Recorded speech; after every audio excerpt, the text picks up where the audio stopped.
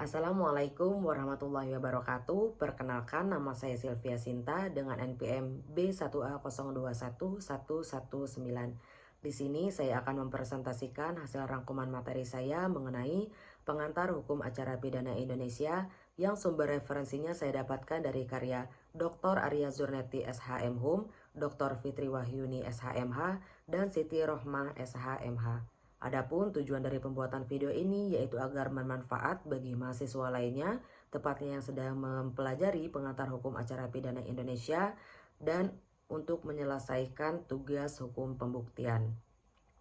Baiklah, saya akan langsung menjelaskan hasil dari rangkuman materi saya, dimulai dari bab pertama, yaitu sejarah terbentuknya Kitab Undang-Undang Hukum Acara Pidana yang disingkat KUHAP.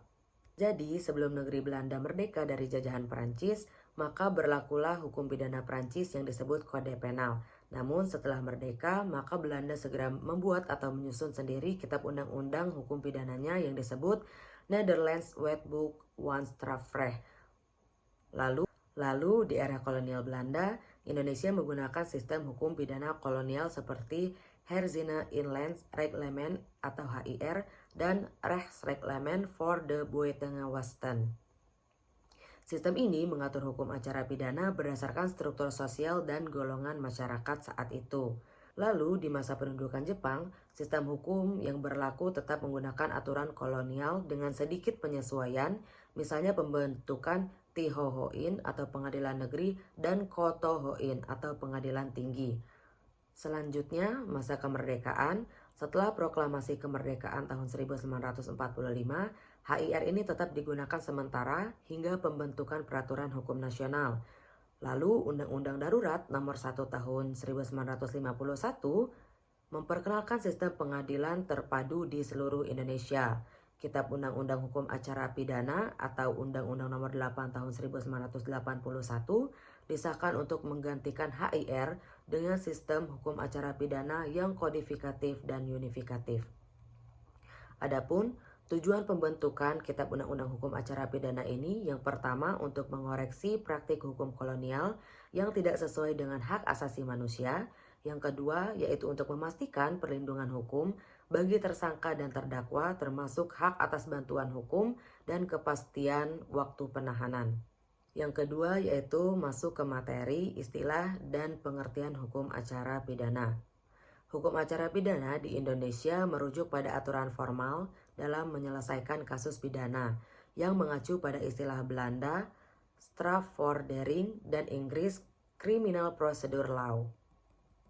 Pengertiannya, hukum acara pidana adalah aturan yang mengatur cara negara menggunakan haknya untuk menghukum pelanggar hukum pidana melalui penyelidikan, penyidikan, dan pengadilan. Yang ketiga yaitu masuk ke materi tujuan dan fungsi hukum acara pidana.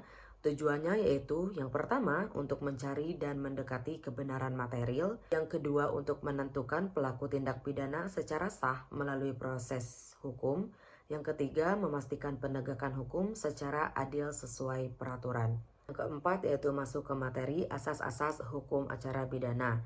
Adapun prinsip-prinsip utamanya, yang pertama yaitu ada asas praduga tak bersalah, yang kedua ada peradilan sederhana, cepat, dan biaya ringan, yang ketiga ada keterbukaan sidang, dan yang keempat ada kesetaraan di depan hukum. Jadi yang pertama, asas praduga tak bersalah itu setiap orang itu dianggap tidak bersalah sebelum ada putusan pengadilan yang berkekuatan hukum tetap. Yang kedua, peradilan sederhana, cepat, dan biaya ringan. Maksudnya di sini yaitu pengadilan itu harus efisien dan terjangkau. Yang ketiga, keterbukaan sidang. Jadi sidang ini dilakukan secara terbuka untuk umum kecuali kasus tertentu. Yang keempat yaitu kesetaraan di depan hukum. Maksudnya di sini adalah semua orang itu memiliki hak yang sama dalam proses hukum. Yang kelima, masuk ke materi ilmu pembantu dalam hukum acara pidana. Jadi, hukum acara pidana ini menggunakan disiplin ilmu lain untuk mendukung penegakan hukum seperti kriminologi, psikologi dan psikiatri, dan viktimologi. Jadi kriminologi ini mempelajari penyebab dan dampak kejahatan. Psikologi dan psikiatri itu memahami kondisi mental tersangka atau terdakwa, dan viktimologi menyoroti posisi dan hak korban dalam tindak pidana. Lalu masuk ke materi bab 2, yaitu pihak yang terlibat dalam hukum acara pidana. Yang pertama yaitu ada tersangka dan terdakwa.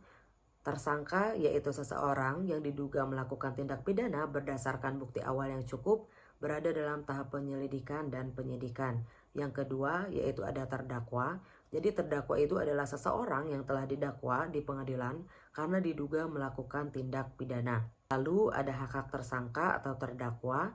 Yang pertama yaitu hak atas praduga tidak bersalah. Yang kedua ada hak mendapatkan bantuan hukum. Dan yang ketiga yaitu ada hak untuk tidak diperlakukan sewenang-wenang dalam proses hukum. Yang kedua yaitu ada penyelidik dan penyidik. Jadi penyelidik ini adalah petugas yang bertugas melakukan tindakan awal untuk mengetahui ada atau tidaknya tindak pidana, biasanya dilakukan oleh aparat kepolisian. Lalu ada penyidik. Penyidik ini adalah petugas yang memiliki wewenang lebih besar, termasuk mencari dan mengumpulkan bukti untuk menemukan tersangka. Penyidik biasanya berasal dari kepolisian atau instansi tertentu yang diberi kewenangan khusus. Yang ketiga yaitu penuntut umum.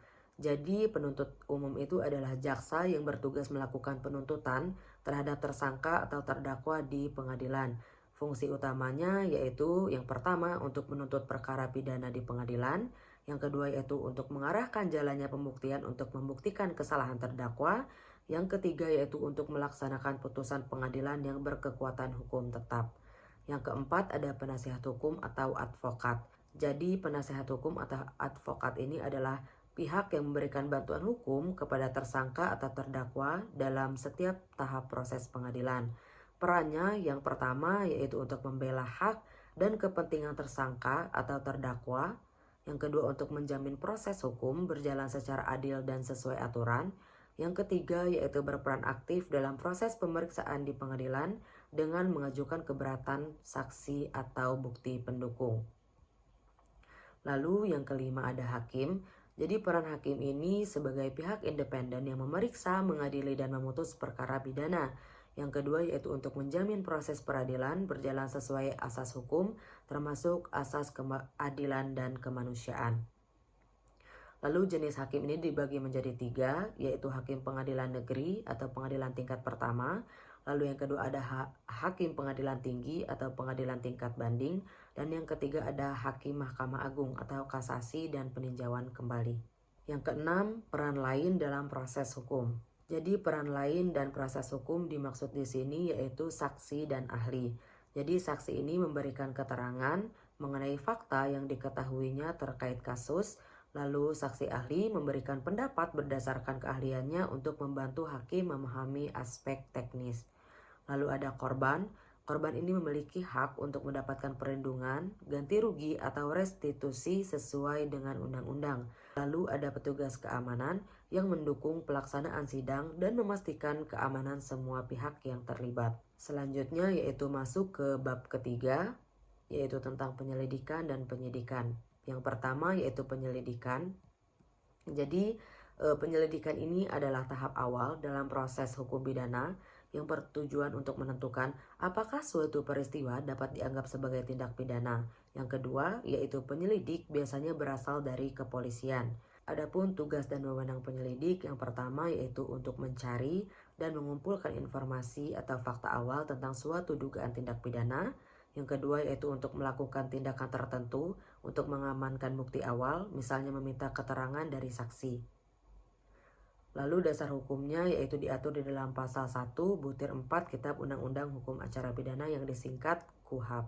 Yang kedua yaitu penyidikan.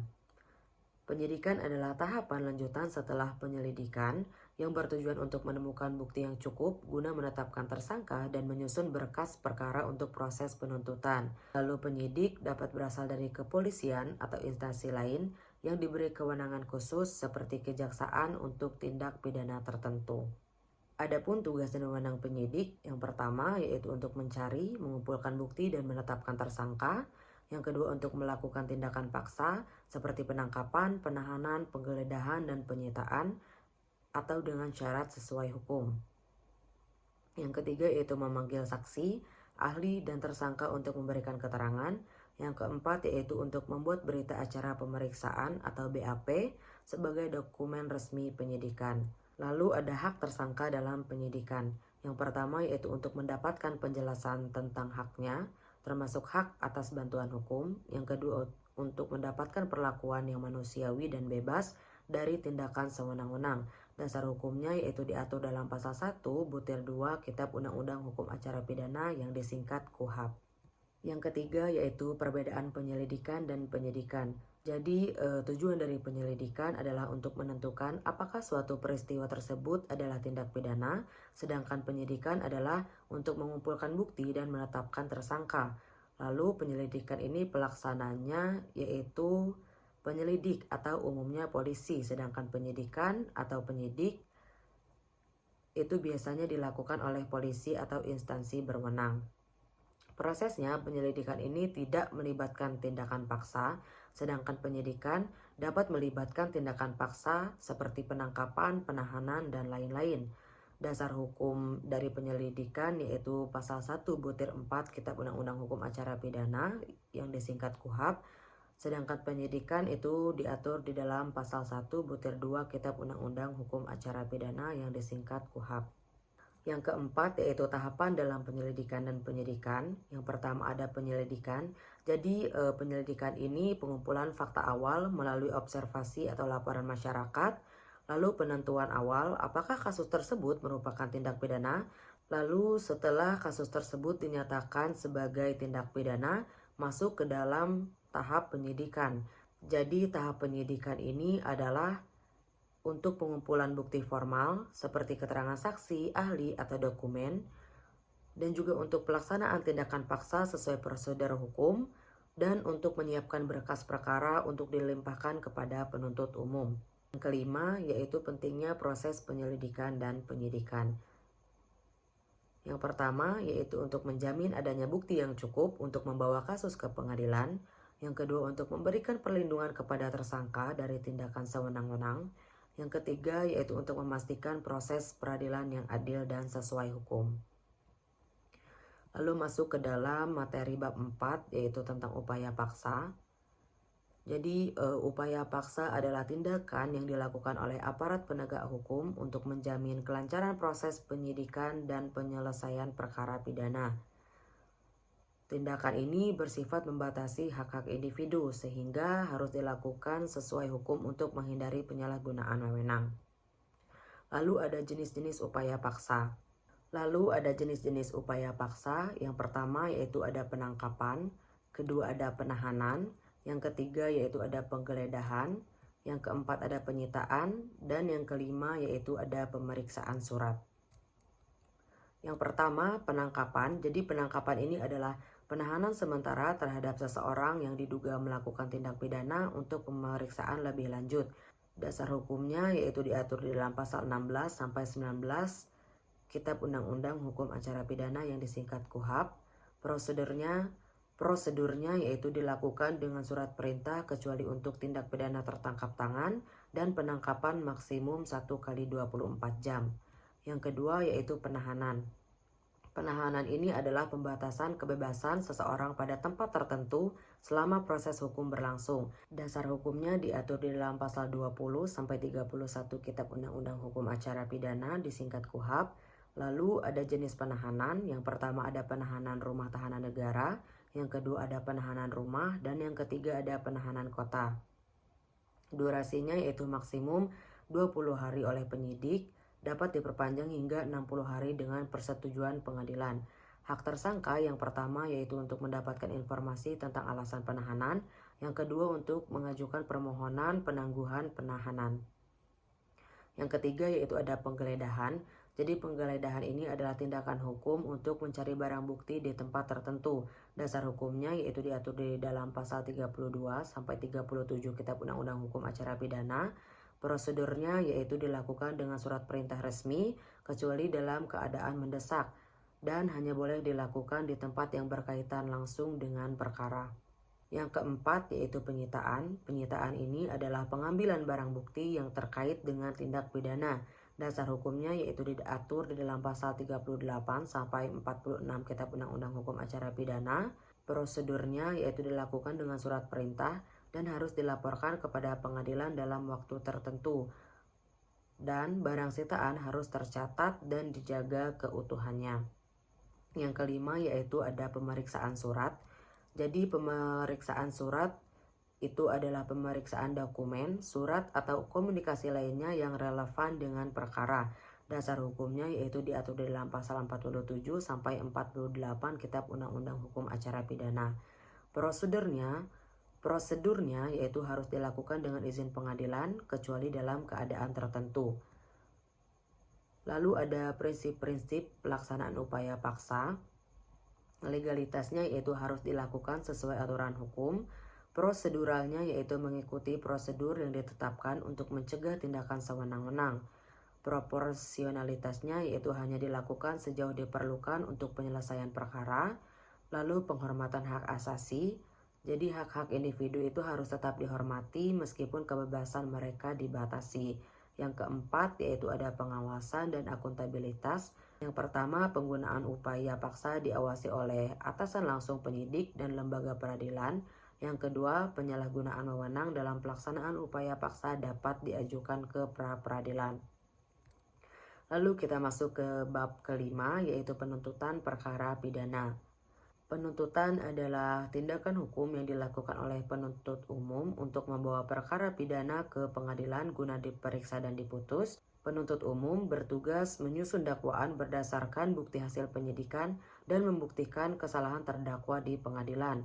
Lalu tahapan dalam penuntutan yaitu ada pra-penuntutan dan penuntutan. Lalu ada tahapan dalam penuntutan. Yang pertama yaitu ada pra-penuntutan. Jadi pra-penuntutan itu adalah tahap sebelum penuntutan di mana penuntut umum memeriksa kelengkapan berkas perkara dari penyidik. Tugas dari penuntut umum yaitu yang pertama untuk memastikan bukti-bukti dan keterangan saksi lengkap. Yang kedua untuk memberikan petunjuk kepada penyidik jika terdapat kekurangan. Dasar hukumnya itu diatur dalam pasal 138 sampai 14. Dasar hukumnya yaitu diatur dalam pasal 138 sampai 140 Kitab Undang-Undang Hukum Acara Pidana. Yang kedua yaitu penuntutan. Prosesnya yaitu penuntut umum melimpahkan perkara ke pengadilan dengan menyertakan surat dakwaan. Lalu surat dakwaan harus memuat identitas terdakwa, uraian tindak pidana, dan pasal yang dilanggar. Adapun dasar hukum yang mengaturnya yaitu di dalam pasal 141 sampai 144 Kitab Undang-Undang Hukum Acara Pidana.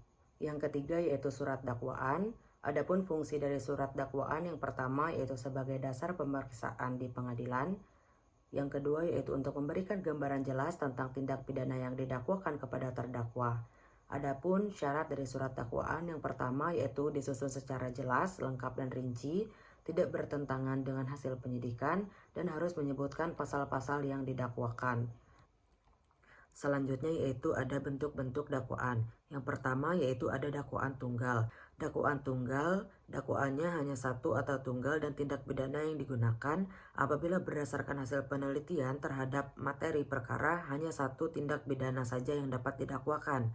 Dalam dakwaan ini, terdakwa hanya dikenai satu perbuatan saja tanpa diikuti dengan dakwaan-dakwaan lain. Dalam menyusun surat dakwaan tersebut tidak terdapat kemungkinan-kemungkinan alternatif. Yang kedua yaitu ada dakwaan alternatif.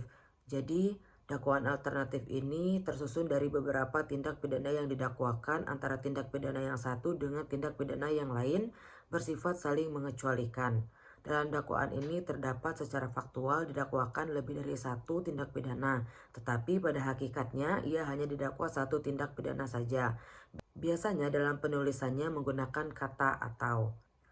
Yang ketiga yaitu ada dakwaan subsidiar. Jadi dakwaan subsidiar ini yang dimana tindak pidananya yang diancam dengan pidana pokok terberat ditempatkan pada lapisan atas dan tindak pidana yang diancam dengan pidana yang lebih ringan ditempatkan di bawahnya. Konsekuensi pembuktiannya, jika satu dakwaan telah terbukti, maka dakwaan selebihnya tidak perlu dibuktikan lagi.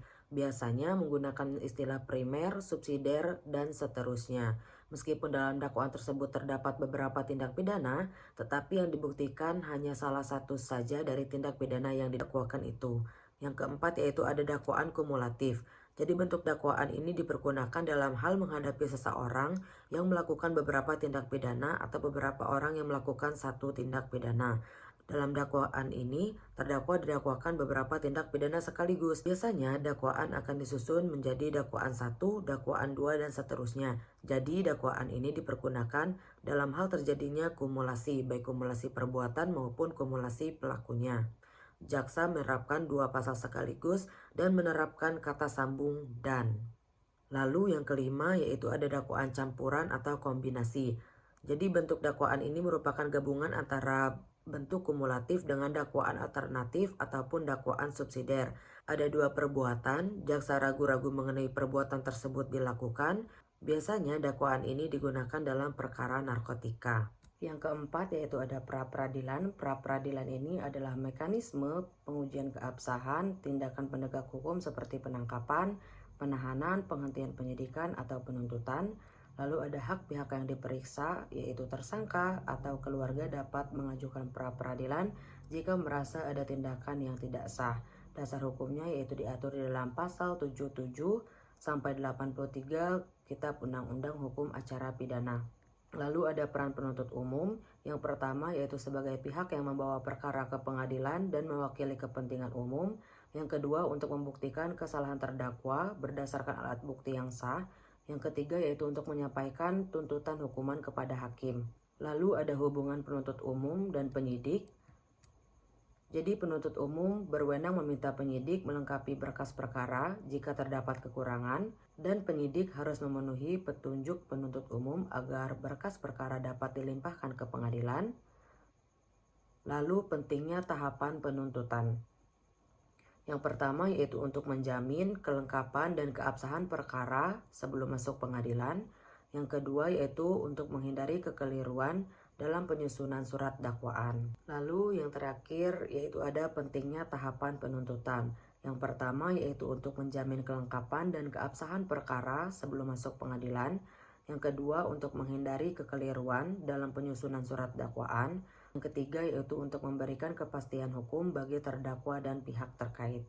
Lalu masuk ke bagian bab 6, pemeriksaan perkara di persidangan. A. Kewenangan mengadili. Jadi kewenangan mengadili di dalam hukum acara pidana itu dikenal dalam 2 bentuk, yaitu 1. Kewenangan mengadili secara absolut atau kompetensi absolut, yaitu kewenangan tertentu mengenai hal-hal khusus sesuai dengan bidang hukum yang menjadi objek sengketa yang telah ditentukan dalam undang-undang bagi setiap lingkungan peradilan. Yang kedua yaitu wewenang mengadili secara relatif atau kompetensi relatif, yaitu wewenang mengadili berdasarkan ketentuan pembagian wilayah hukum tapi masih berada dalam lingkungan peradilan yang sama. B. Dasar kompetensi relatif. Jadi permasalahan sengketa wewenang mengadili yang diatur dalam bagian kedua bab 16 pasal 147 sampai dengan pasal 151 Kitab Undang-Undang Hukum Acara Pidana adalah menyangkut masalah kewenangan mengadili relatif. Artinya pengadilan negeri atau pengadilan tinggi manakah yang berwenang mengadili suatu perkara pidana. Di dalam Kitab Undang-Undang Hukum Acara Pidana membedakan acara pemeriksaan perkara pidana di sidang pengadilan negeri yaitu menjadi 3, yaitu ada acara pemeriksaan biasa, acara pemeriksaan singkat, dan acara pemeriksaan cepat. C. Pemeriksaan acara cepat. Pemeriksaan acara cepat terbagi dalam 2 paragraf. Yang pertama, acara pemeriksaan tindak pidana ringan termasuk delik yang diancam dengan pidana penjara atau kurungan paling lama 3 bulan dan atau denda sebanyak-banyaknya 7.500 dan penghinaan ringan. Yang kedua, acara pemeriksaan pelanggaran lalu lintas jalan termasuk perkara pelanggaran tertentu terhadap peraturan perundang-undangan lalu lintas. Adapun ancaman pidana yang menjadi ukuran acara pemeriksaan tindak pidana ringan diatur dalam pasal 205 ayat 1 yaitu A. Tindak pidana yang ancaman pidananya paling lama 3 bulan penjara atau kurungan, atau B. Denda sebanyak-banyaknya Rp7.500.000, dan C. Penghinaan ringan yang dirumuskan dalam pasal 315 Kitab Undang-Undang Hukum Acara Pidana. Itulah tadi hasil presentasi dari saya. Jika ada salah kata saya mohon maaf, kepada Allah saya mohon ampun. Semoga video ini bisa bermanfaat. Saya akhiri. Wassalamualaikum warahmatullahi wabarakatuh.